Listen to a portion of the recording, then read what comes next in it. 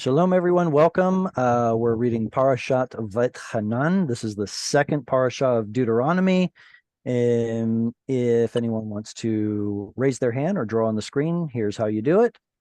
The first verse is super short, so I'm going to take it. Vayetchanan el Adonai ba'et hahi lemor.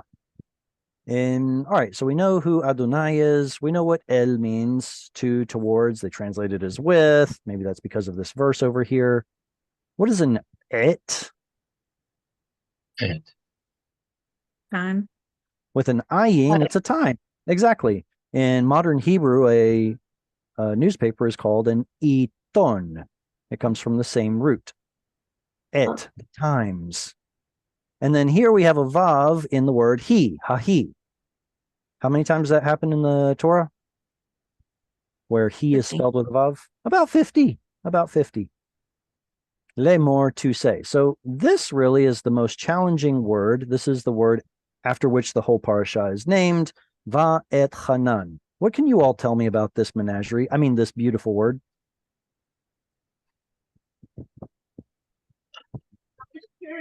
Things like root. Really good. Things like the root, the form, person, gender, number, binyan. Vayikol. Good. Vayikol. How did you know it's Vayikol? The vav and the aleph. Front. Yeah, this vav and kamatz with the aleph. Yeah. Usually Vayikol has a vav, a patach, and a dagesh, but since an aleph won't take a dagesh, it compensates and lengthens the preceding vowel. Vayikol is narrative past. So what we're reading here is, and then something happened. All right. The aleph tells us what? Yep. I am the subject, first person common singular. So, and then I did something. Okay. What did I do? Pleaded. Well, what's the root? What's the binyan? Het. No, tav, het, nun. I would actually go with your first answer. Chet is the first root letter. Oh, Nun is the second, and nun is the third. Nun. Nun okay, second. so this is the root that we know better as chen. What's the word chen? Grace. Grace. Grace. Absolutely. It comes from the root chet nun nun, but we don't get to see the doubled nun if it's the last letter of the word. Here it's not. So we get to see the second root letter nun and the third root letter nun. In the word chen, both the second and third root letters are doubled together. They're collapsed together, but you're not going to see a dagesh at the end of a word. So it stays like this. Same thing that happens with words like You don't get to see that strong dagesh for the second and third root letters mem combining together if it's the last word. If it's the last letter of the word. Only if there's something else following it, like ammo, then you'll get a strong dagesh. So how would you say his grace? No. Enough. Okay, so we know there's a strong dagesh.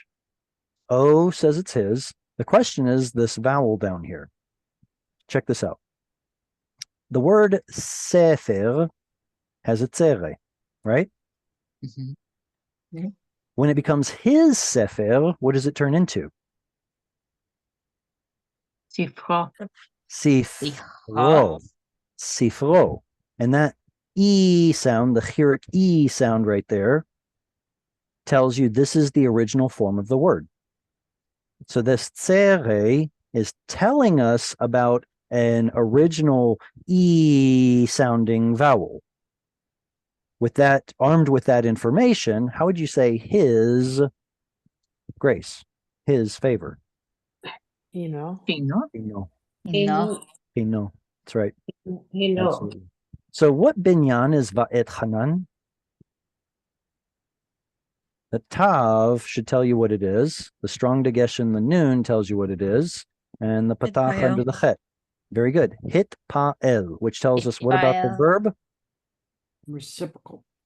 Right. Usually reciprocal doing it to yourself, or reflexive doing it to yourself, or reciprocal doing it with someone else. Very good. So evidently Moses is going back and forth with grace with the Lord concerning what? The people of Israel. He pleaded. He went back and forth with grace, pleading. All right. Who's my first reader? Nice big long verse. Amanda, would you like to read? Yes, please. All right, go ahead. Adonai, Adonai, Adonai, Ah, Ata, Hahilota, Leharot, Et, Avdecha, Et, Gadlecha, Beet, Yadecha, Hafazaka, Asher, Miel, Bashamayim, Uva Aretz, Asher, Yaase, Kemaasecha, Vehig Vurotecha. wow, awesome, very good.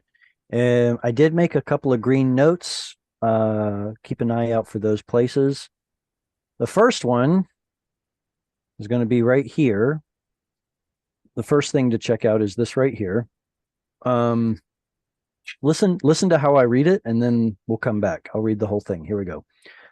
Adonai Elohim, ata hachilota leharot et avdecha et godlecha ve'et yadcha hachazaka asher mi'el bashamayim uba'aretz asher ya'aseh chama'asecha v'chi gvurotecha.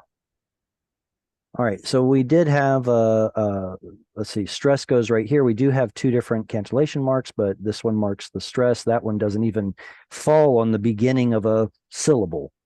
This one does. So that one just always shows up at the end of the word. We're not going to pay it any mind.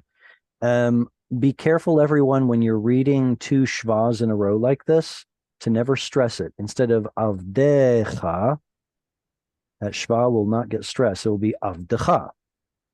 But other times, especially in pausal form, you'll get a segol like this that can take the stress and does take the stress. All right. So if there's a shva like this, or like this, or like this, it doesn't take the stress. But if it's in pausal form and gets a segol and a cancellation mark on it, then it does get the stress.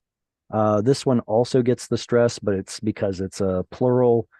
What else? Oh, did you all see the kamatz katan?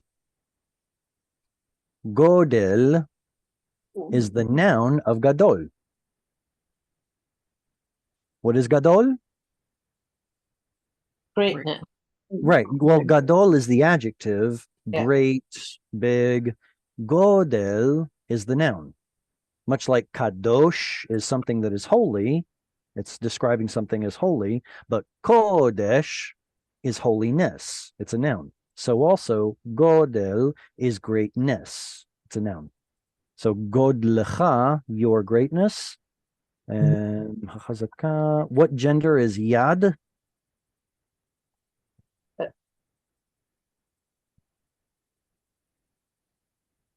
Feminine. Male. Look at the adjective. Feminine. So yad is an irregular feminine. Oh, Remember that pairs of body parts that come in pairs, all of them with one exception, are feminine. Eyes, ears, hands, elbows, arms, knees, legs, and thighs. I mean, they're all feminine, and they're all irregular feminines. So here we have hachazaka in the feminine for that reason. Okay, so now back to this right here. Why did I pronounce this as Elohim? Well, Jewish tradition. Usually when we see God's name Yod He Vav He, rather than attempting to pronounce it as it was originally pronounced, there's actually a rabbinic curse on anyone who would do such a thing. The rabbis tell us instead to use a substitute, and that substitute is usually Adonai, this word. The only exception of pronouncing God's ineffable name as Adonai is when it's next to the actual word Adonai, in which case we get a chirik under the vav instead of a kamatz. The kamatz is usually there to tell us to read it as Adonai. You'll get a reduced vowel, sometimes even a cholam, and definitely a kamatz. Those three things on God's name tell us pronounce it as Adonai. But now we've got a reduced vowel. Sometimes we'll get a cholam, but not here. And then a chirik. That reminds us to read it as Elohim. E-O-E instead of E-O-A. Adonai. Okay. What some I guess modern texts will do is instead of putting Elohim here, they'll put Hashem, the name, which is also acceptable, or you can just pronounce it as it's written if you don't care about the rabbinic curse. All right. Any comments or questions before we start looking at a couple more things in this verse? What is the root of hachilota? Hachilota. Caleb. It's a tricky one. This is like Lamed, this is like level. This is level 10 stuff right here. It's chet lamed lamed, and nobody has a good reason for why this O vowel is here. It's simply given the name connecting vowel. There are plenty of examples in Hebrew where long kamatz turned into an O sound, not the least of which is probably the most famous word in Hebrew. Anybody know that word? Shalom. Shalom. Does anyone know what it is in Arabic? Shalom. Salam. It's salam. Salam, with a long ah sound. So what happened is that Hebrew and other what they call Canaanite languages shifted some kamatz vowels to an O. And it's called unsurprisingly, the Canaanite shift. The Canaanite shift is a technical term that talks about how lots of ah vowels, kamatz, turned into cholam O vowels. And there are tons of examples. So shalom is one of them. And this is probably going to arise from the same reasoning. The root then is chet, and then you see the strong dagesh in the lamed because there are two of them. Chet, lamed, lamed. What does halal mean? Hello. Profaned. Mm-hmm. What does halal mean? Be praised. To praise. To praise. Mind your gutturals. So this means to praise. And this one means to profane. Oh my goodness. Ah, Wow. Okay, but you see how they translated it? Begun. Yeah. Why is the root profane being used for the word begin? Well, to answer that question, I'll use a pun. Let's dig into it. Right? Isn't that a colloquialism? We're going to get started. Yeah. Let's dig into it. So halal properly means to bore into, to dig into something. You're profaning what was a perfectly smooth surface. You're profaning it and digging into it. You're digging into it. You're beginning. So that's why those two words are actually related. Because here we have, oh, Lord God, you are profaning to show your servant your greatness. What? No, that doesn't make any sense. It's because it means digging into. Aha. That makes more sense. Also, profane is going to be more, let's see, it'd probably be in a different binyan, but I digress. I'm not sure exactly. All right, leharot comes from what root? See. Ra. Ra'ah, resh, aleph, missing yod. Ra'ah means to see. What's the hey at the front? Say, your, you. The hey at the front is a causative he feel. It's a causative he feel. So if you cause someone to see something, then you're showing them.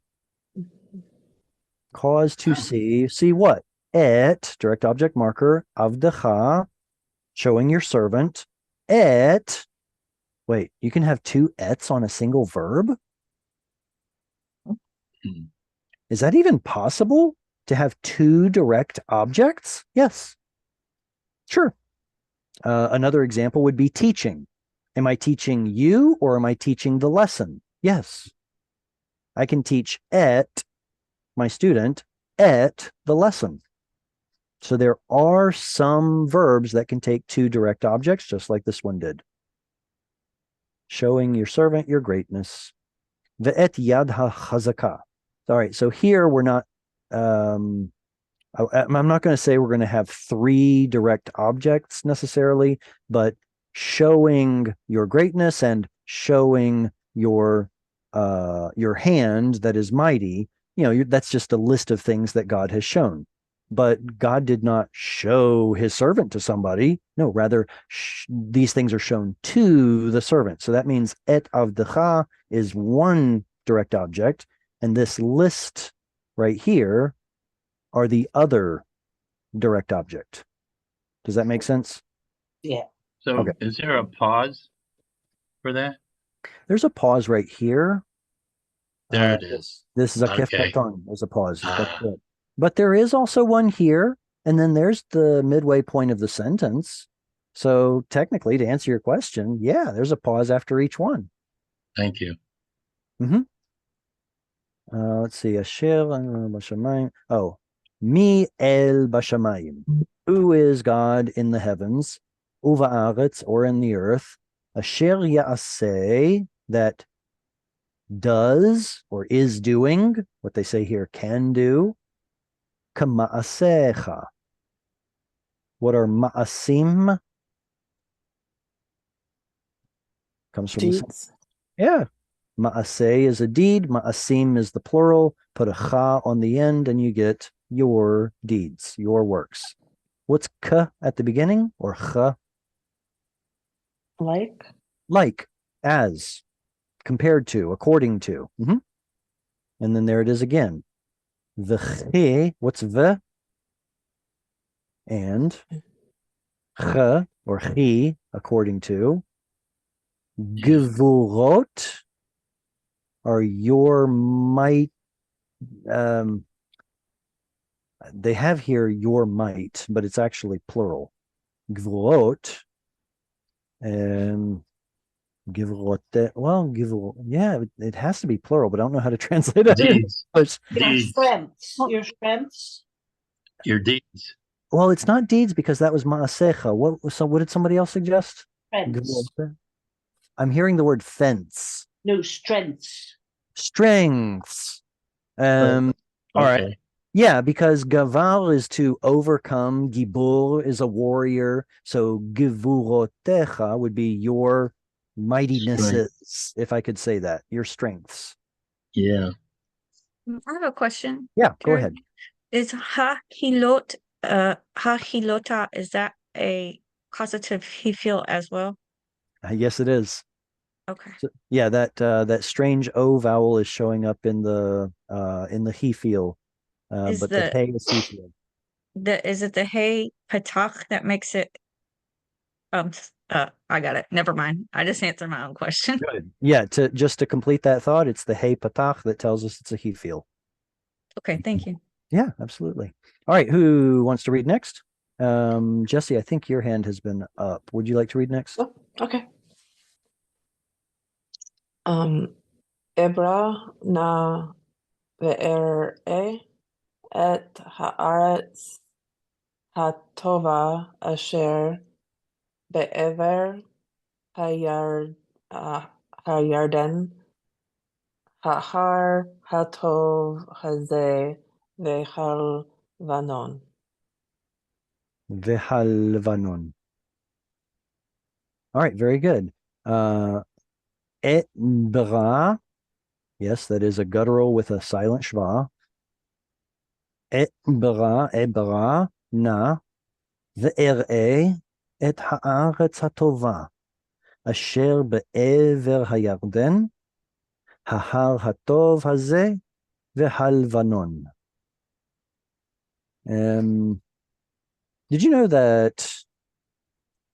Well, I can't say it that way, can I? Are there any other gutturals that can take a silent shva?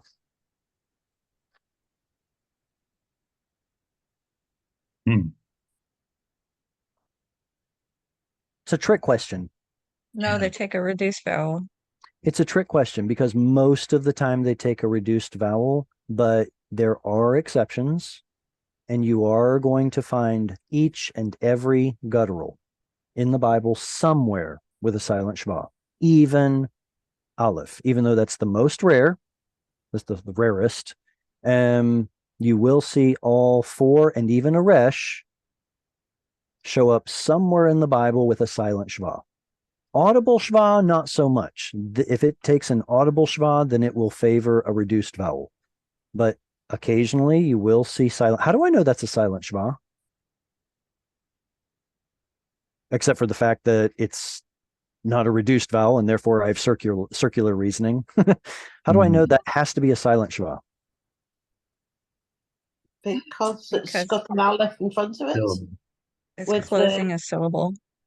Okay, so those are actually really good answers, but it's not quite what I'm fishing for. The goal in front of it.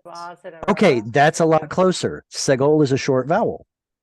So I would say option one, we have a short vowel, we expect a closed syllable. Okay. Option two, two shvas in a row. Exactly. Two shvas in a row tell us the first one has to be silent and the second one has to be audible. And the only exception to that is when you get two shvas at the end of the word, like, shamart. You feminine, guarded. Here, both of them are going to be silent, as it were, because honestly, this used to be shamarti, and we were just lazy and dropped off the chirik yod. Shamart. So with that exception, all shvas that are consecutive, the first one will be silent, the second one will be audible. Good. What is the aleph doing? Excuse me. What is the hey doing at the end of this verb? Directional. Directional goes on nouns. Yeah. Like if I want to go to the land, Oh, is it a I would say cohortative? arza. Yeah, it's Ah. cohort. Cohortative? That's it. So the aleph at the front tells us what? It's first I. person, Yeah. but it's First I. person, common singular. I am the one doing it. The hey at the end is cohortative, which is a fancy word that means what? First person.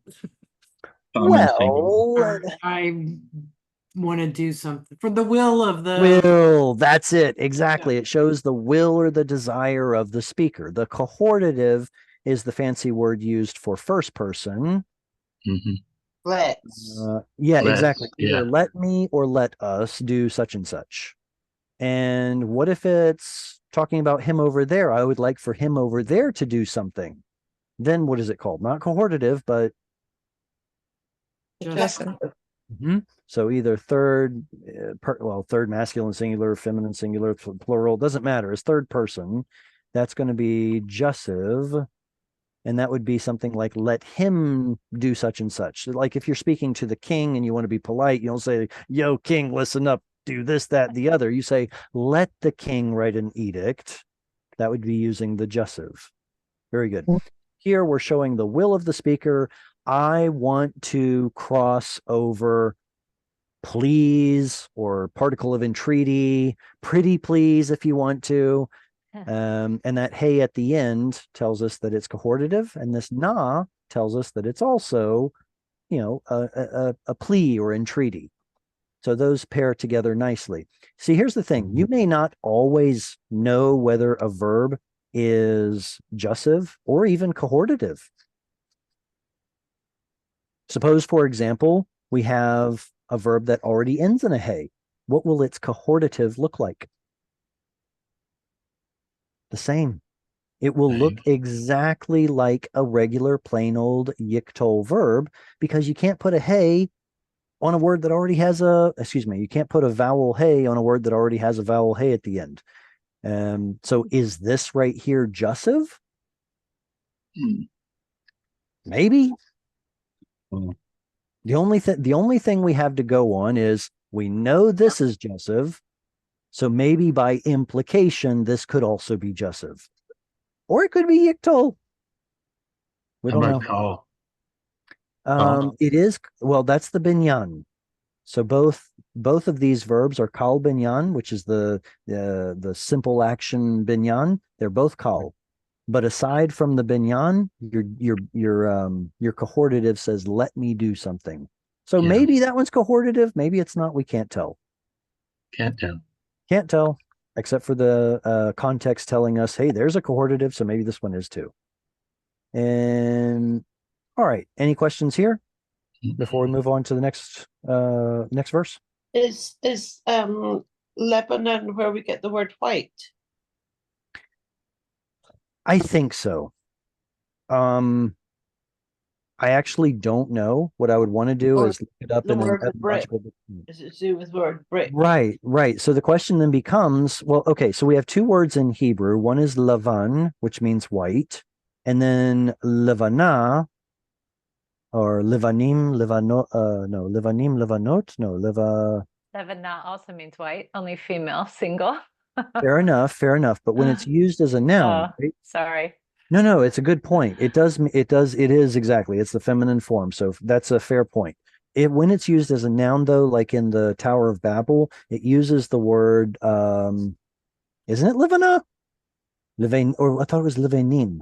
I can't remember. But there it's talking about using bricks for stone. They're burning these bricks in order to build the Tower of Babel. So livna can also be a burnt brick or some sort of a brick. And are we to assume that it was white? Are we to assume that something in Lebanon is white, or that they have a lot of building stones? That's not a question that I can answer right now. I'm not sure. Be a good something good to look up, though. It's Yeah. interesting. I didn't Yeah. I never saw that before, but until just now, because Isaiah uses the stones of fire. These are the stones of fire, and at the end of that verse, it refers to evil speech. Mhm. But in Isaiah's Wait, context, you talking about when he gets the coal, the ember on his lips, or is it a different place? yeah, that's a good example. That's a good example. The end of that verse, that last word means evil speech. So it's a different types of stones of fire. It's they contradict each other. It's almost in parallelism, but it's very similar to your example you used on the double meaning of what was it? Halel, halel, Mhm. Hallel versus Hallel, right? halel. Okay. So play with Interesting. words. Yeah, Yeah, play very with interesting. words. Very interesting. All right, I'm looking in the Klein's dictionary here for Lebanon, for Lebanon, and it looks to me like they're not including such proper nouns unless I'm, spelling it Right. wrong. And Right. that's that kind of stinks. I do have lavnun, which means whitish, coming from the word lavan. We also have lavnun, which means bleak, which is a small fish of the carp family. So I wonder if lavnon or levanon might also be related to that. Basically, lavan is white and nun is fish. So lavnun would be some kind of white fish. But other than that, I don't have anything else to go off of here. Bummer. And livna, no, where's livena? Here it is. Livena is a brick or a tile related to Aramaic livnata and Arabic labianam, maybe Ugaritic labant. Mm. Oh, right. And then Livana is also the moon, the white thing Yeah. in the sky. Yes. Okay. Of course. Okay. Okay. Yeah. Well, it still doesn't answer the question why Lebanon is called Lebanon. Right. The ON ending right here is something that we find in Hebrew quite a bit. So it seems to me that we probably have Lavan something related to Lavan and therefore white, but that's just a guess until we go double check. Look it up somewhere. All right, next reader. Let's see. Eileen, do you want to read? All right. Be'at al be'ar Vayit ad aber. bit aber Vayit by aber. of the Adonai be'i B. be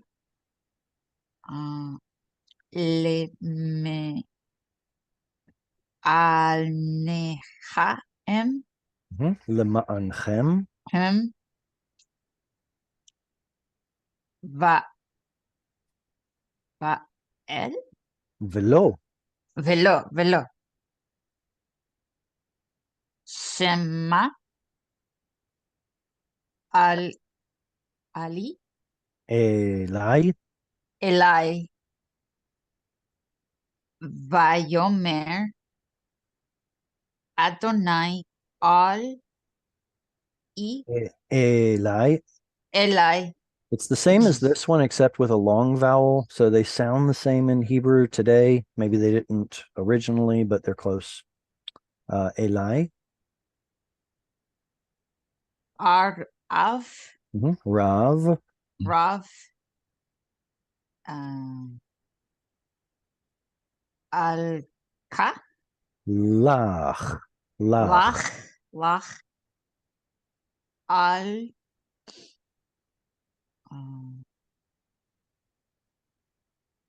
de o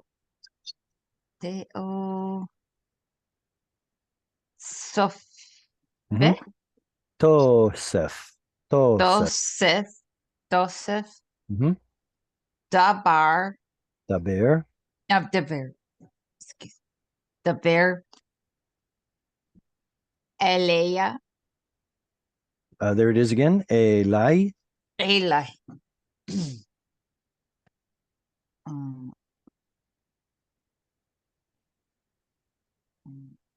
al ot Od. od be be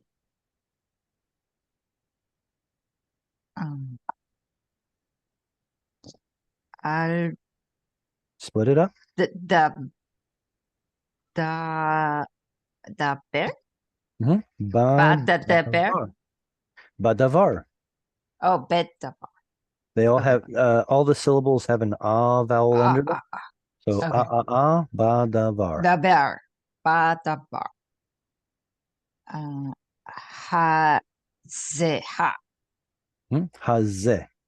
hazeh When hey doesn't have a vowel, it means it is the vowel. So don't pronounce it as a consonant. Hazeh. hazeh And all right, very good. We've got, well, let me read through one time. Follow along if you would like to. Vayit aber Adonai bi lema'anchem velo shama elai. Vayomer Adonai elai rav lach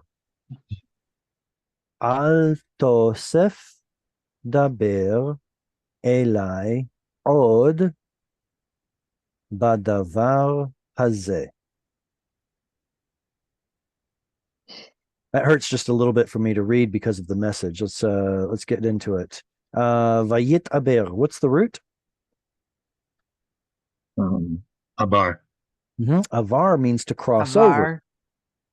But it's, see that tav, like we saw earlier, it's a hit pa'el, something you reflexively do to yourself. So what does it mean? Yes. He crossed himself? Well, actually in English, if someone is cross, it means they're angry. And that's exactly the same figure of speech we have here. Vayit aber, the yod tells us that he is the subject. The Vav Patach Dagesh tells us it's narrative past. The Chirik and the Tav plus the Patach and the Dagesh, that tells us it's hit pa'el, it's reflexive.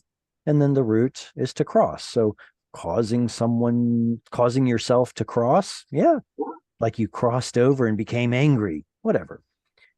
And Jared, he was angry. Go ahead. with regard to that word, it seems to me in my mind somewhere, ta'avera is a flame or fire. Is that, am I off base there? I'm not sure. Because that would sound more like anger to me. Like, Yeah. Yeah, no, I agree. No, I would need to look it up. If someone Yeah. can look it up and get back like soon, then that would be super helpful. I don't have an answer for that right now. Ta'avera. And avera is like a transgression, like you crossed over the law, you transgressed. All right, I'm not sure. The Lord became angry. B, looks like it's in me or at me. Lema'an chem. Chem is you all. Lema'an is for the sake of, or maybe because of you all.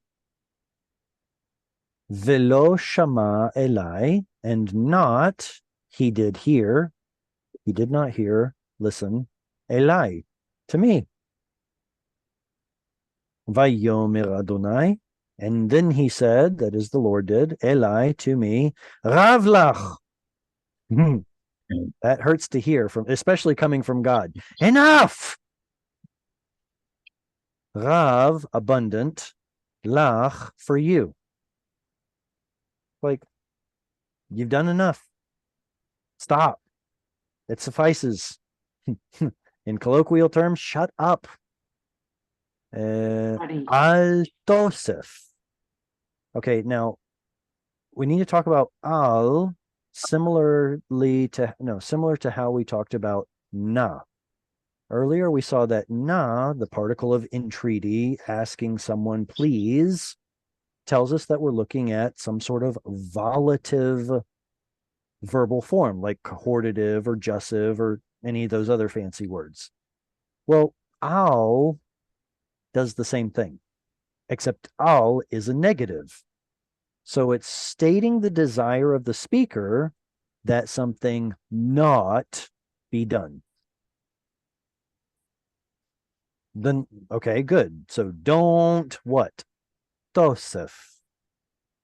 This is coming from the root lehosif. Hosif is to add or do again. The root is yod samech pei, or originally vav samech pei. It's in the he feel, cause to gather or do again. And the tav here tells us that we're talking to second masculine singular you. Don't do it again. Don't do what again? Daber elai, to speak to me. Od, anymore. Badavar, in the issue, matter, word, discussion. Hazeh, this one. Enough. I don't want to talk about it anymore. Okay. Yes, sir. Yeah. All right. So what do we have here? Oh, the fact that the yod is missing here is another indicator that we're looking at a volative form. Now, we talked about how cohortative is first person. Would the root be the word Joseph? Joseph is third person. No, Joseph. Yosef. Mhm. Yosef has the same root as Tosef, but Yosef means he will add, and Tosef means you will add. So that little letter is the difference. And Okay. why is Joseph named Joseph? Because his mom said, "May the Lord add unto me another son," and then she had Benjamin, and poor thing, she died. So she did get that other son, but kind of a sad ending. Here we get the tav, you shall add, or you shall do again. But the al tells us, first off, no, don't. And it also tells us that it's volative. I don't want that you should add and do again. Right. What's second person volative? All of these are what are called volitive forms. So first person is called cohortative, third person is called jussive. What's the second person volative form called? Imperative. Yeah, it's the command form. Imperative. Yeah, it's the comparative. I said comparative. It's the command form that is also called imperative. Once Imperative. that you do this, you do that. Do it now. Do it. So the jussive form here though is the one that will see. How do I say this? That will lose mater lectionis letters. Letters such as yod, vav, and hey that are acting like vowels, the jussive form will lose them. For example, this word here, even though it's second person, is defined as a jussive. It's a second person jussive in the negative form only. Brilliant. We had a perfect system here where all our cohortatives are first person, all our imperatives are second, and all of our jussives are third. And then this had to come throw a wrench into our system. The chart buster. Chart buster, exactly. So in the negative form, second person is actually categorized as jussive. Ah, wow. Bummer. I just learned something. That's awesome. Well, I mean, I learned something all the time. Yes. I haven't learned that Something particular every day. thing yet. Yes, exactly. All right. Any comments or questions on this before we move on? All right. Next reader. Yeah, I didn't Oh, see. yeah, go ahead. Yeah, I didn't see fire in the um lexicon. 5674 says to pass over, cross over, through, or pass by. That's the root. Can you Yeah, pronounce it? What is that Strong's number referring to? A bar. Okay. It's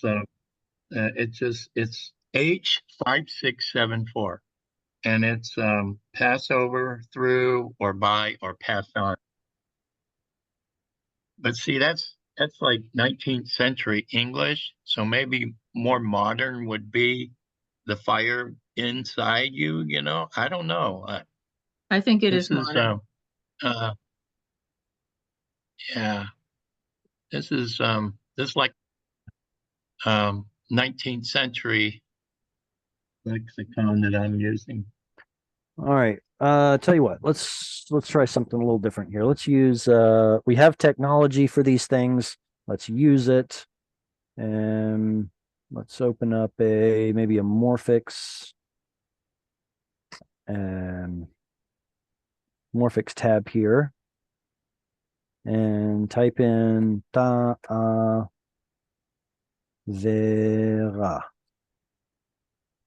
And see what it shows.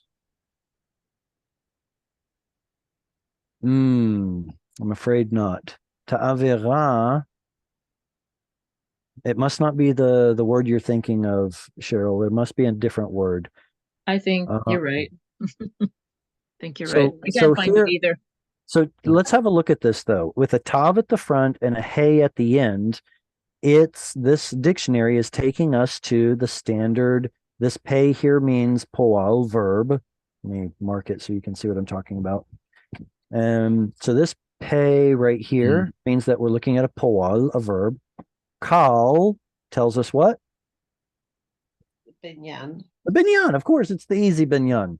And here's the lexical form avar, which means third masculine singular. He passed or went by or crossed. Mhm. So what form would have a tav at the front and a hey at the end? You.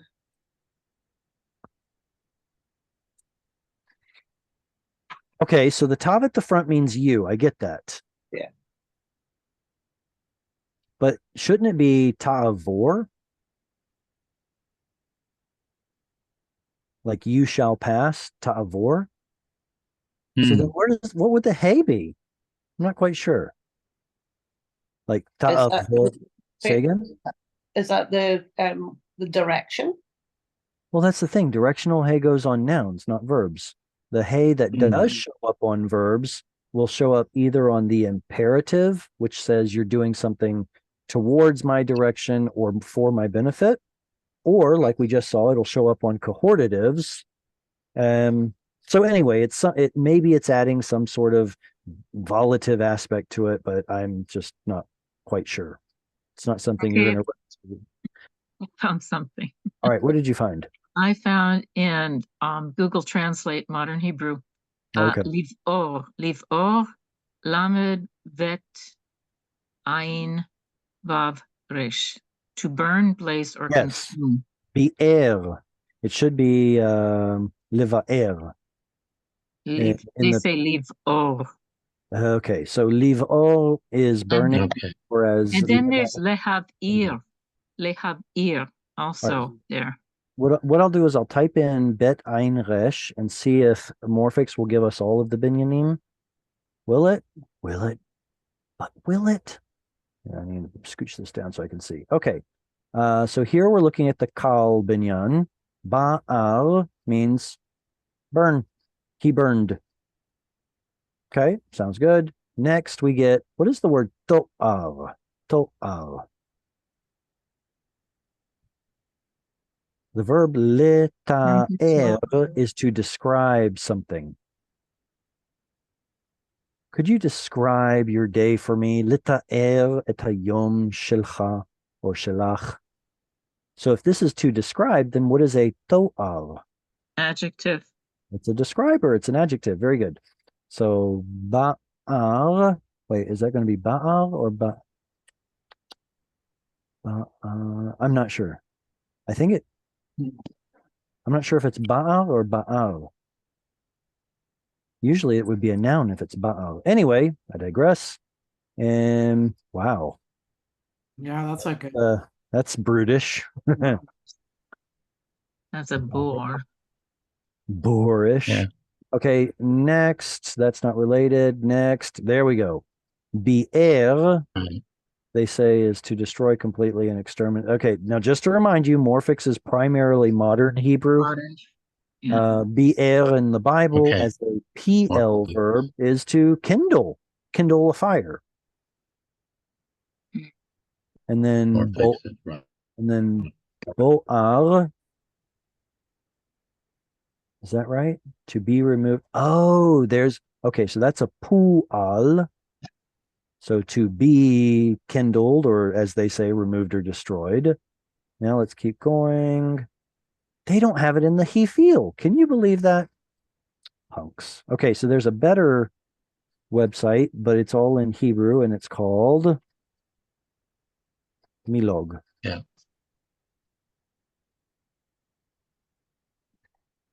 Where's the name of it? Right here. Milog. If you look it up, it's going to be milog.co.il. And some people, because it's in Hebrew, some people don't want to use it. I get it. Let's look up the root avar. No, we're looking at bi'er, right? Oh, right. Let's first look up ta'avera, see if it exists. Ta'avera. And no, it doesn't. No. Maybe it's a weak verb. I don't know. No, it's not a weak verb. No weak letters. Okay, now let's weak. look at boer or bi'er.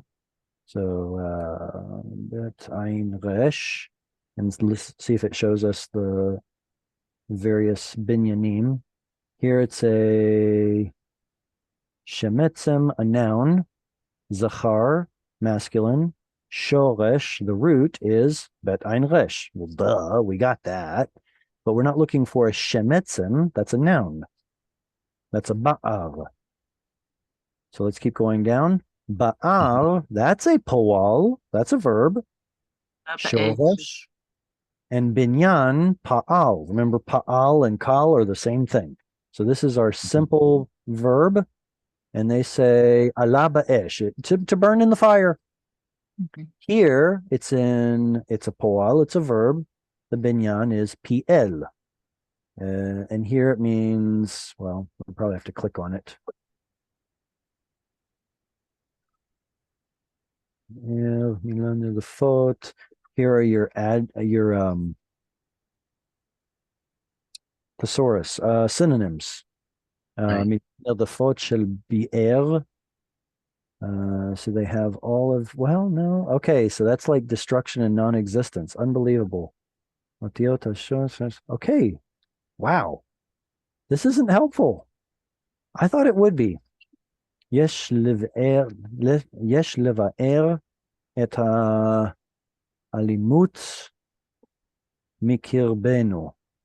It is on us, or it is our responsibility to destroy the violence from our midst. This is just an example. They say perush shel bi'er. This is the meaning of the word bi'er. No, it's just giving us an example. Looks like whoever is writing this dictionary left out the definition. Okay, well, that's no fun. So now, getting back to, I guess we would have to use a biblical dictionary, wouldn't we? So let's do that. Let's go over here. Ta'avir. Well, I'm going to look up avar. First time it shows up in the Bible is it here? Yeah, right there.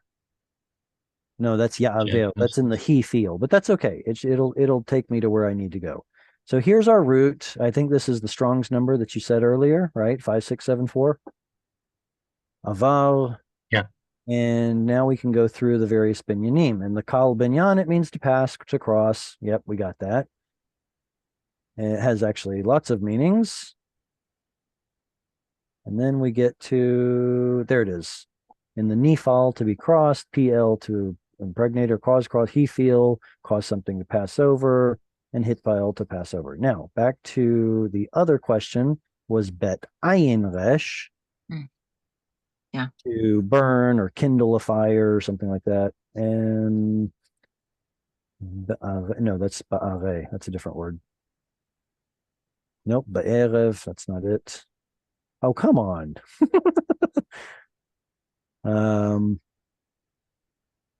No, but okay, I got to look up something else. Boer, ba'ar. You see what it's doing, don't you? How it's finding ba'erev. Oh, I know. I'll just look for the whole word. Whole words only. Yeah. There it is. Boer. Found it. Okay, that takes me over to this dictionary definition. Bet ein resh means to burn. Consume. In the kal, to begin to burn, kindled, start burning, blah, blah, blah, blah, blah. And it can also be the Lord's wrath, figuratively speaking. In the pl, it means to kindle or burn or consume or remove guilt, I guess, burning. And I wonder if that remove right there is where we see modern Hebrew turning into annihilate, destroy, remove. In the he feel, it also means to kindle and burn up and consume, that is, destroy. Wow. And it can even mean this here, to be stupid, brutish, and barbaric. Oh, well, it says barbarous. So why would it have two meanings that are so different? One has to do with burning, and the other one has to do with being brutish or stupid. How can one root have two different meanings like that? Well, they do in English as well. Burning and brutish? Well, What do you no, I mean the words that sound the same but have different roots. like bat and bat? Yeah. Hmm. Mhm. Okay. It might be, if I had to guess, I would wonder whether this ayin is coming from two different root letters, ayin 1 and ayin 2. If so, then that means we're looking at two completely different Yeah. roots that are spelled the same. Mhm. Another possibility is with these bilabials, Yep. where pei and mem and vav and bet, they can change out between one language and another. So maybe, um, uh, what is it called? Oh, what was the location name? What was the location name in the story of Balak and Balaam? Peor. Peor. Peor, wasn't Peor. it? Yeah. So I don't know if it's related, but bet and pay and mem going back and forth, we see it all the time. So that's what I would look into to see, wait, do we really have one root meaning two different things, or do we have two roots that just happen to look the same now? All right, any comments or questions before we get back to the reading?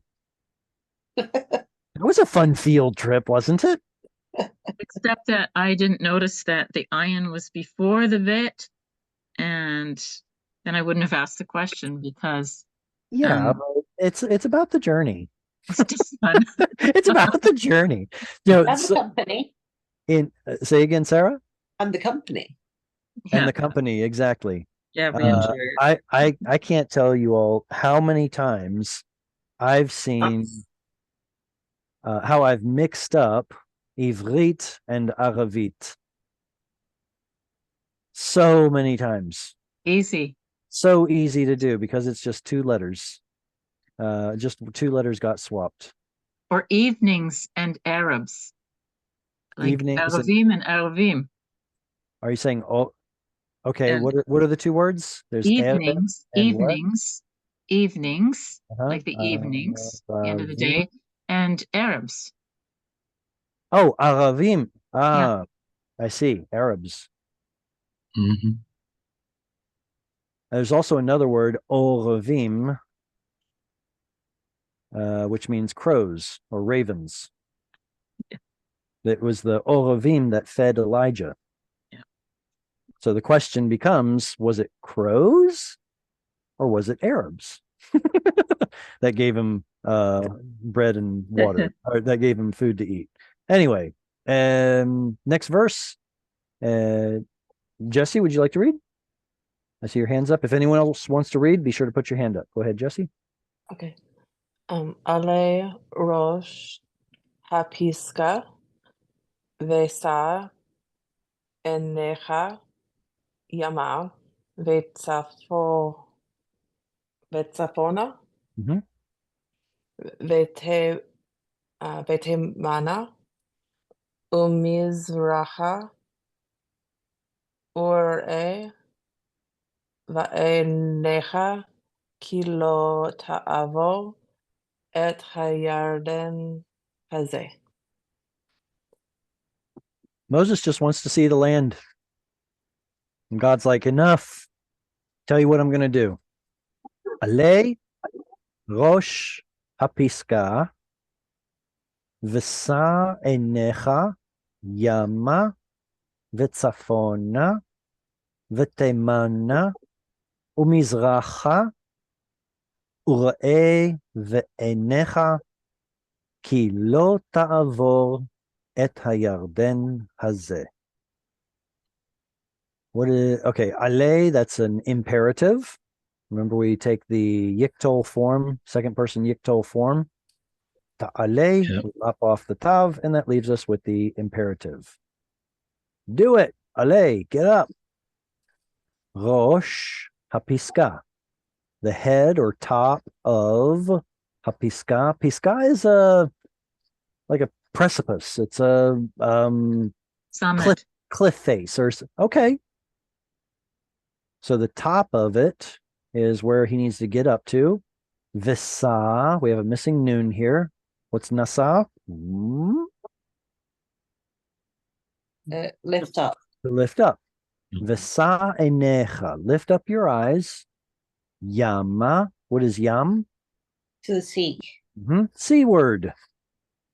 Wait, they put westward. I know, To because the the sea is to the sea. west.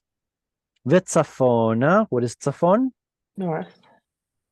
Kind of, yes. There's a mountain in modern day Turkey called Mount Safon, and it's essentially the ancient Near Eastern Mount Olympus, but it's where all the gods are hidden away, if you will.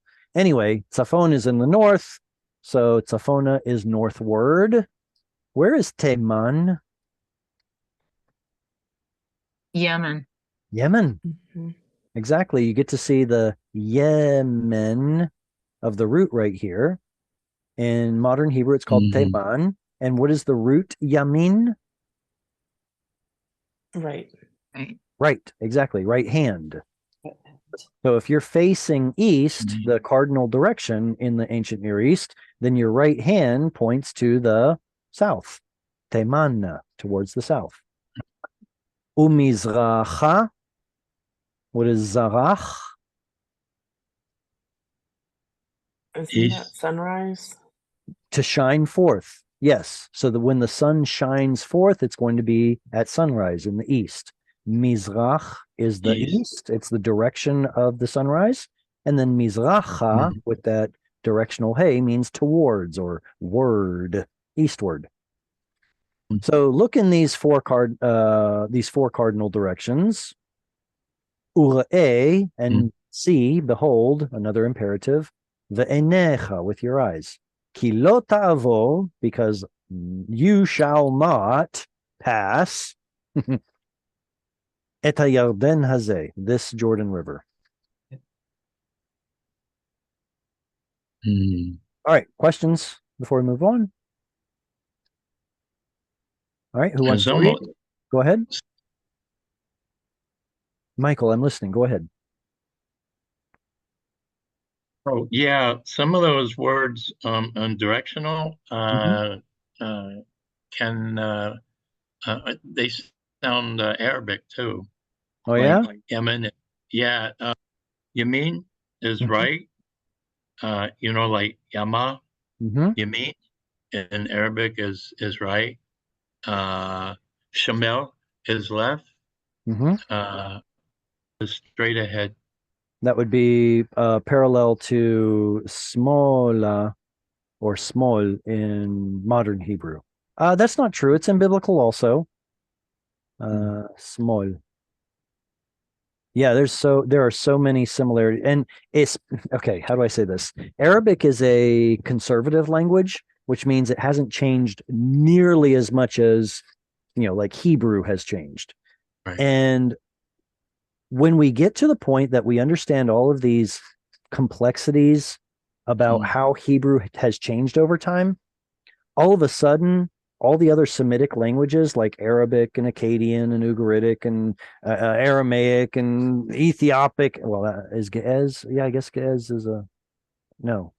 I'm thinking of Manharic, whatever. All the Semitic languages, they all just kind of make a kaleidoscope and then they fall all together. And it's like, oh wow, like the unifying theory of all Semitic languages. It's amazing the similarities once you get past all of those changes that happened in Hebrew over time.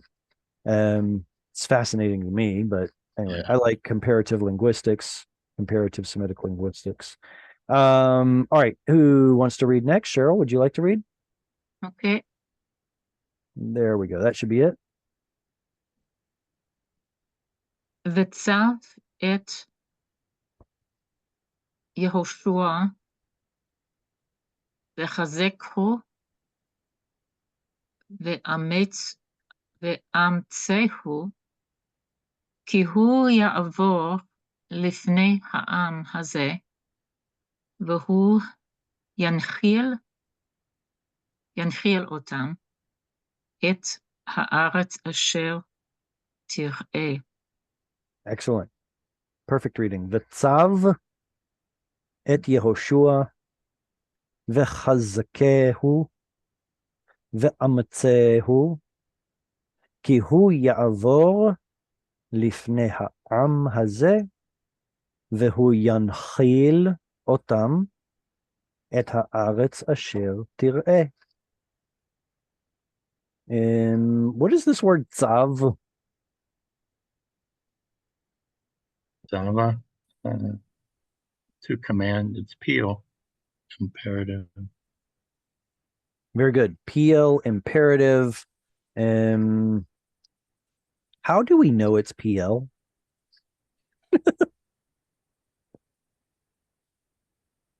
Well, you got to look at what the verb is, you know.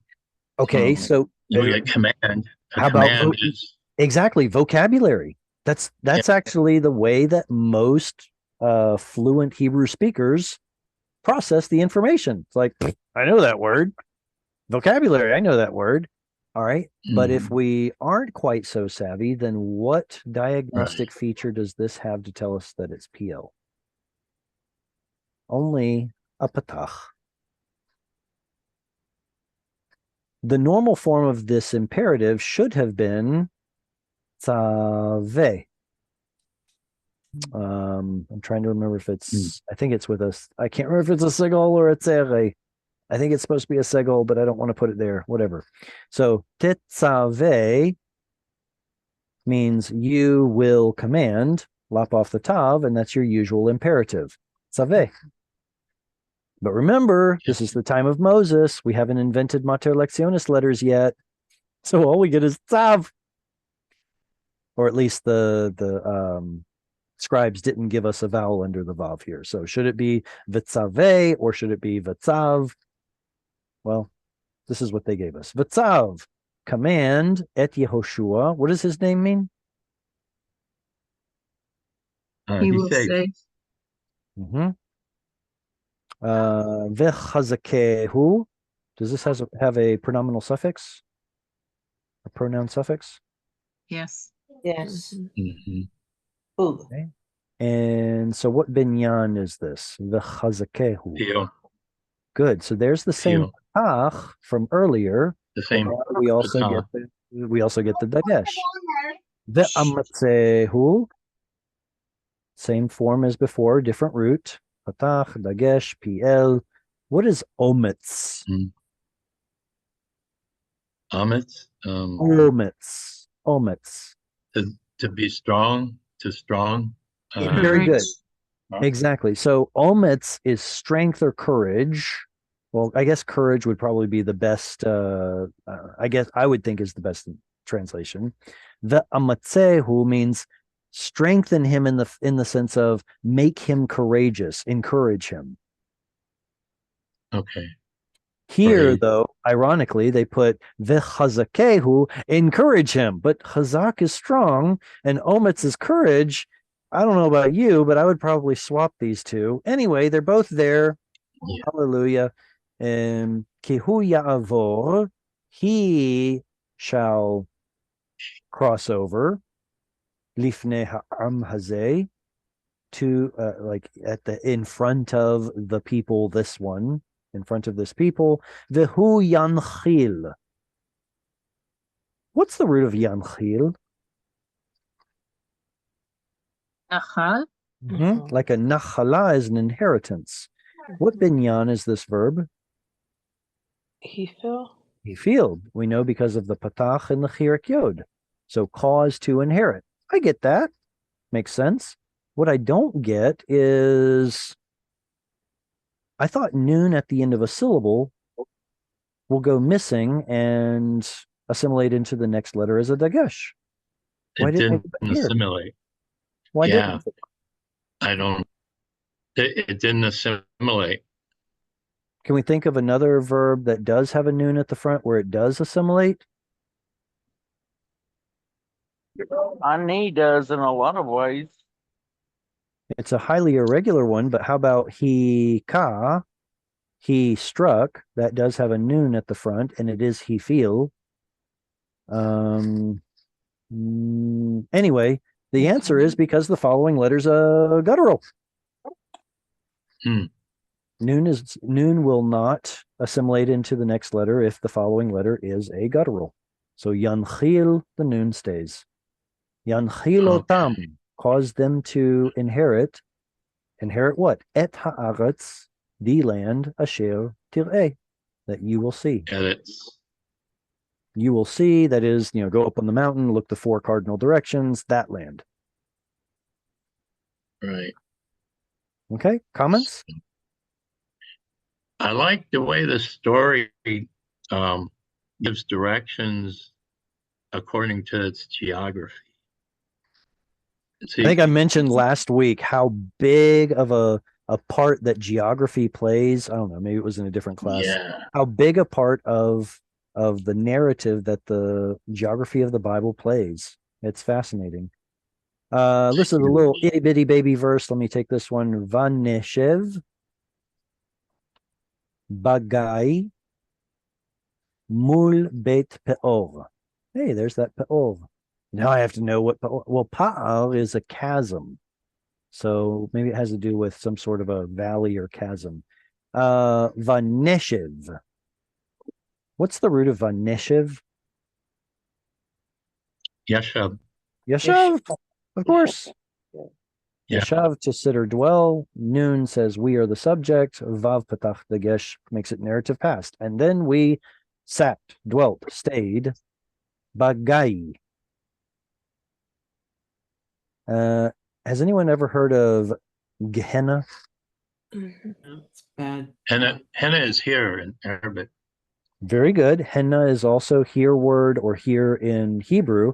But what I'm referring to is Gehenom. Gehenom. Does anyone know Gehenna? Gehenom? Sir, Hell. No. It's hell, right? It's actually Hell. it's a valley just west of Jerusalem.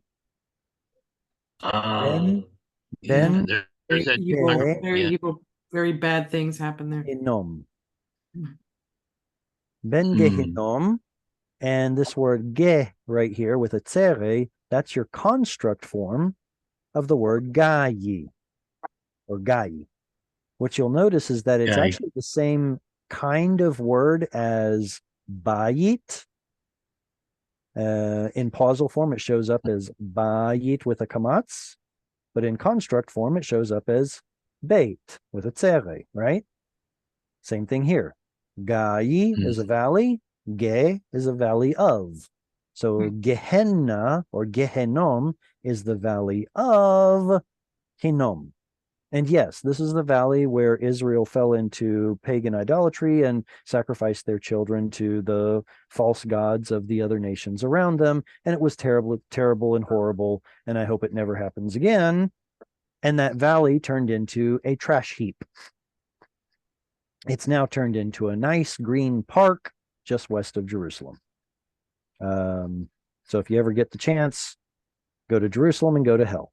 No, that's edgy. I get it, but Gehenna, that's where the Greek word comes from in the New Testament.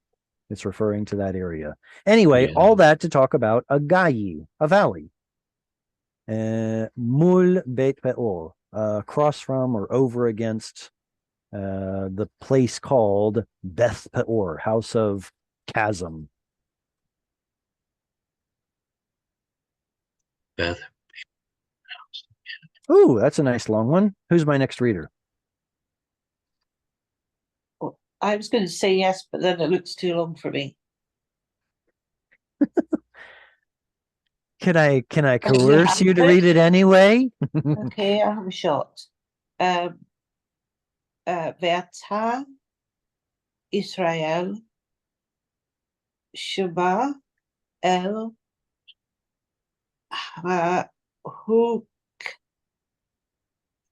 Ahukim Mhm. Ve'el Havik Amish Fa'apatim Asher Aniki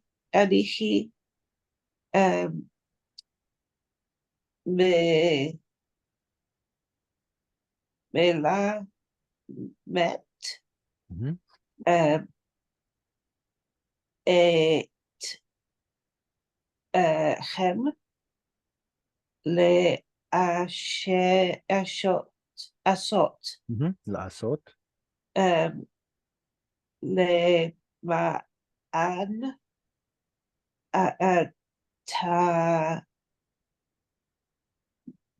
tahin tahiv T. I guess tihi it should be tichyu, right? Tichyu. yeah tihin ve'u va uva tem i rash tem Mhm. et haaretz asher Adonai Elohi ad, av avtihem natam noten lachem. Lachem. Very good. Ve'ata. See, that wasn't so bad. You did just fine. Ve'ata Yisrael Shma el hachukim ve'el hamishpatim asher anochi melamed etchem la'asot למען תחיו ובאתם וירשתם את הארץ אשר אדוני אלוהי אבותיכם נותן לכם. There's that et again. Remember, et is time, but now it has hey on the end. Now word. And now, or sorry, time now, whatever. V'ata, now, Yisrael, Shma, Shma, Yisrael. Here, imperative form of here, to the statutes. Chok. Remember, the singular form is chok, but the plural is chukim. So that vowel changes from, I don't want to say it that way. I don't want to say that the cholam turns into a shurik because the kibbutz, because the kibbutz is more original. Chukim ve'el hamishpatim, and to the judgments, from the root shafat, to judge. What's the difference between ani and anochi? He is I. Older. Maybe. It seems a little antiquated. Maybe it's an older form, but they mean the same thing. Milamed, that's a PL, isn't it? Is that a PL word? Yeah, it's peel. You get a shva patach dagesh from the root lamed, which means, well, lamad is to learn, but milamed is making someone learn, to teach. To teach. What's the mem there for? Make it a noun. Participle. Participle. It's a participle. Masculine singular. Masculine singular. Teaching you all to do. Lema'an tichyu. What about this strange little verb right here? Tichyu. What can you tell me about it?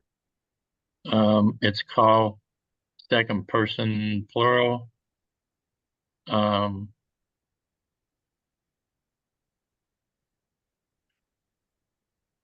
Tav at the front, u at the end makes it a Yiktol. yiktol. Oh. What's the root? Kaya. He. I. All we see is the chet and the yod, Yeah. but there is a second missing yod. Yeah. So the root is chet yod yod? Well, yes, but this yod used to be a vav. How do I know that? Because I'm super smart. No, because of Hava. Remember Eve's name, Hava? Mm-hmm. Her name, she receives this name because she's the mother of all the living. Her name is from the root chet vav, missing yod. It's the same. It's also the same story behind God's name. Hey yod yod was originally hey vav yod, to be. How do we know that? Live. Because 5 times in the Bible, the root shows up with a vav, and it still shows up in Aramaic. Mhm. Let's see. So tihyu means you all will or shall or may live. Uvatem, that's going to be vekatal, right? That's Mhm. It I is was vekatal. looking How at do we know this is vekatal? And sorry, what does vekatal mean? It well, needs past tense. Incompleted. oh, is Katal is past completed. What's vekatal? It flips it. So it Yeah, turns it's it into Incomplete. incompleted, Incomplete past tense. which it no past tense. incompleted means it's an Incomplete. ongoing action. Incompleted. So it could Oh. be future, it could be ongoing, like a progressive present. It's The point is incomplete. the point is that it's incomplete, exactly.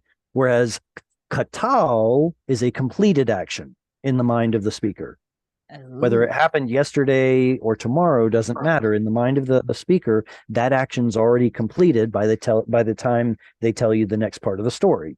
But this vekatal is incomplete. Now, how do I know that this is a vekatal? Why can't it just be a Because katal verb with an and in the front? Context. Context. Excellent. But we can't just throw the word context out there and think it's enough. if What? it was Qatar, it'd be a lamed at the end. A lamed at the end for Qatar, but it's got a prefix. First. Whoa! First. What do you? Wait. What do you mean by that? The lamed at the end. Okay, the Qatar. You have a lamed at the end. Fair. You know. In the actual word katal, there's a lamed at the end, but that's not the point. The point is that Oh, the word katal means it's it's code, done. really. It's jargon for a completed action and a verb that has a suffix conjugation. So the fact that we have tem on the end tells me it is a katal verb. I'm just wondering whether this ve at the front changes or flips the tense. So if we had the word batem by itself, the first root letter is bet, the third root letter is aleph, the second one has a missing vav. But the point is the tem makes it a katal form, and it would be, the meaning of it would be you all went. But with the vav in the front, it could be a vekatal, which flips it. And that would turn it into, and you all will go. So now I pose my original question. How do I know this is a vekatal that is future instead of just a plain old katal with an and at the front? And context is definitely the correct direction. But what about the context tells me that this has to be a vekatal future? It's the previous verb that you made. Oh, yeah. Follows the yikto. May Exactly. live to go in. Exactly. Tihyu necessarily puts us into an incompleted future tense. Uvatem in the past just wouldn't make any sense. Same thing with Yeah, well, vilishtem. I looked up that word. I was looking up the previous. It says to be restored and in the Do you mean tihyu? lexicon there. So This one right here? yeah, it's Okay. looking at Right. go all in. It depends on which binyan it's in, right? If I'm just living, that's one possible meaning. But if I'm, if I put it in a different binyan, it's going to have a different meaning, such as being restored or brought back to life, either figuratively or literally in the resurrection. And then after that, we get our two vekatals, uvatem, virishtem. The root, of course, of virishtem is yarash. What's yarash? To inherit. Very good. and you all shall inherit or possess et haaretz, the land, asher Adonai Elohei avotechem. Who are avot? Well, who's speaking? Fathers. Is it Moses? Let's see. Ve'ata Who's Yisrael Shema. Yes, remember? Because let's go back and check. And Neshev, yeah, and we stayed. So that would be Moses talking about, almost the entirety of Deuteronomy is a monologue from Moses. And There but you go. remember, Okay, got it. let's see, earlier, Ale, this is God speaking. Get up, go, go, go, have a look at the land. And then next one, and you shall command Joshua. So that's still God speaking. V'neshev, and then we dwelt. So my guess is that that whole time he was quoting what God told him. Moses was Right. quoting what God told him, and now he's ended the quote of God, and now he's continuing his original quote, and then we did such and such, which means Okay. we're back to Moses speaking these words as well. And now Israel, command form, I am telling you to keep the statutes. Now, is that covenants, statutes, laws? It comes from the root. Laws or covenants? It comes from the root "chok," which means something regular, expected. It's a law. Prescribed. It's a no. What's the word I'm looking? A statute. A statute. Oh, well, it says it right there. Duh. Something that is Ordinance. regular. I Okay, see it. ordinance. Ordinance is good. Laws, measures. Yeah, okay, got it. Did anyone ever But I think was about looking how at, the word statute has the same root as stative or standing or something that doesn't move, like the state of being? Or So, statue. or the word statue, which doesn't move very much. So the idea of chuk is something regular, expected, not changing. And so apparently statute kind of does the same thing that the Hebrew did, something that's unchanging. I like that.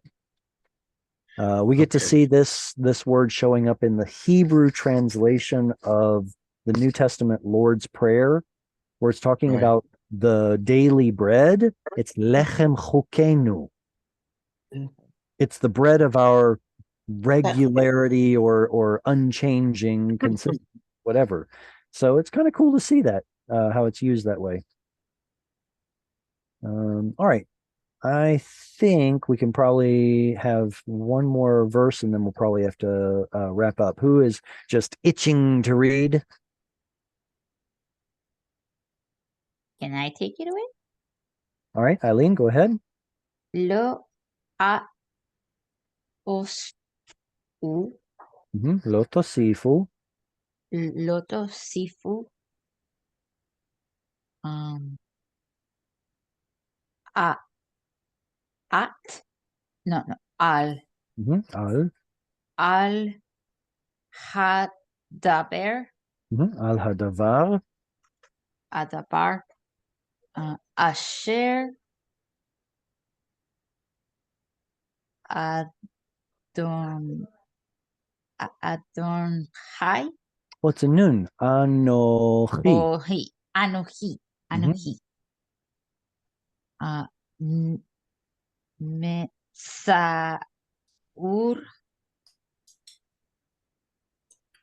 at haim Etchem. Mitzaver etchem etchem. and at hem Well, there's an sound under there, the three little dots. Etchem. etchem That's it. ve al hagarau Tigre. digreu men menu Mimenu. mimenu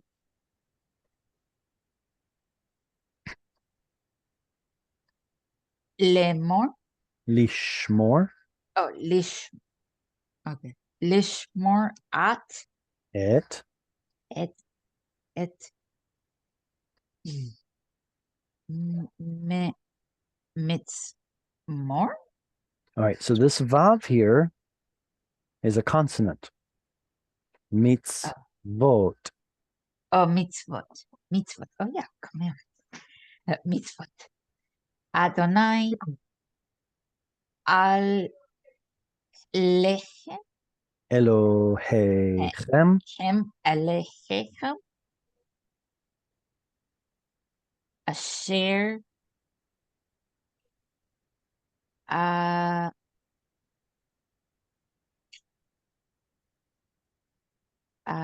Anochi That's right. Anochi.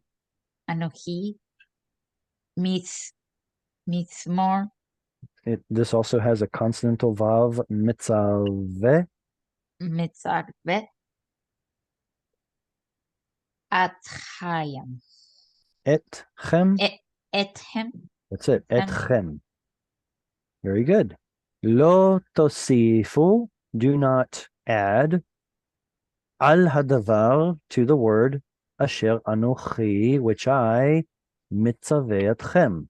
I am commanding you all. Velo tigreu. And do not diminish mimenu, from it, from him, the command. I'm sorry, not the command, the word. Lishmor, to keep, et mitzvot Adonai, the commands of the Lord, Elohechem, your God. Asher anochi, which I, mitzaveh etchem, am commanding you all. All right. What's there to talk about here? Does anyone have a question about this verse? Just a comment that it reminds me of the last verse in the book of Revelation in the New Testament about not adding or subtracting what was written. That's right. Exactly. Yeah. And how many people have tried to do that? It's like, it says right there. Well, No kidding. well, the King James like evolved so many languages. You know? Oh my goodness. And not just taking away, but also adding, right? Yeah. The Lord helps those who help themselves. Where's that in the good book? Oh, it's in there somewhere. No, it isn't. When they call it revelations, I'm out. Like, okay, you don't know what to talk about. Oh my. Already added. All right. I don't want to keep anyone from not having read. Does anyone want to read and hasn't read? I haven't read. Do you want to read, Michael? Yeah, I'll go ahead. Is it helpful for me to divide it into syllables or not? Yeah, but I'll go ahead. Go ahead. Enechem, Aroot,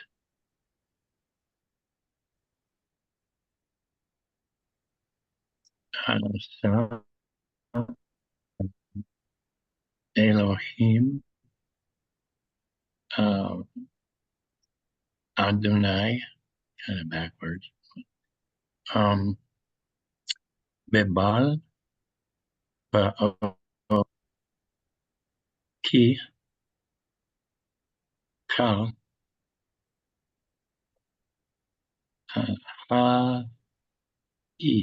Hagis, Aser, Allah, Ale, Baal, Ba'aveh,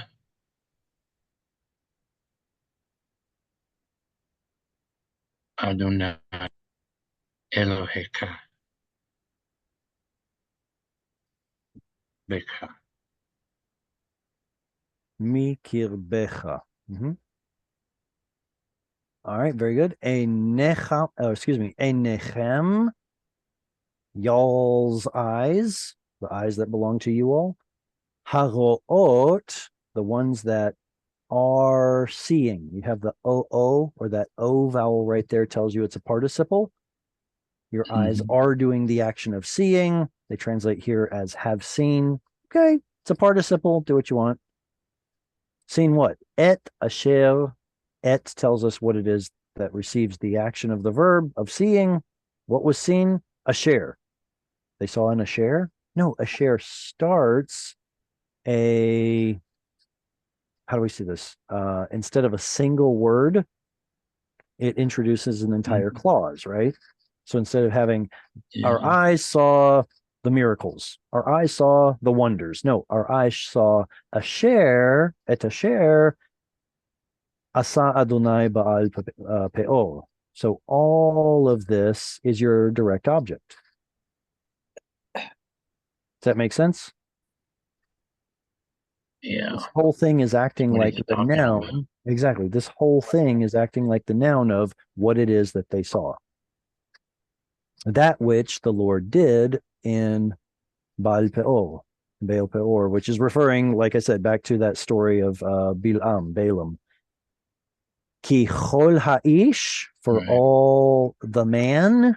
Well, yeah, because it's kol, it's probably referring to all of the men, but all of the men, asher halach, that went or followed, acharei Baal Peor, that followed after Baal Peor, hishmido.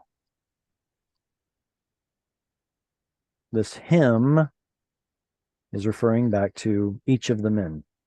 Or actually, technically, it refers back to each of the men, but I digress. He has hishmid, destroyed. That is, the Lord has Elohechem, or excuse me, Elohecha, your God, mikirbecha. Why does this get a segol instead of a shva? Anyone? It's Exactly. Pausal. you just said Pausal. It Should should have be. been more assertive with that. Yeah. It should have been kirbecha, but in pausal form, we're going to get a lengthened vowel with the stress. Kirbecha. Let's see. Okay, I very think we're good. good. All right. Any comments or questions? If anyone would like to support Hungry for Hebrew, here's how you can do it. I look forward to seeing you Yeah. all. Next time we meet, let's see. Next week is Well, the it's going to store has be a after. It's vacation. going to be after Rosh Hashanah, right? So therefore, we will be meeting next week. Okay. Happy We New will be Year. here next week. Yeah. So Shana Tova lechulam. Happy Wow. New Year to everyone. Umetuka and a sweet. See you all next week, same time. Lehitraot v'shalom. להתראות ושלום. Lehitraot. Shalom. שלום.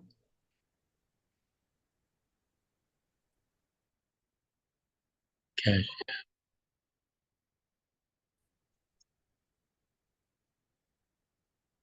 Oh, people.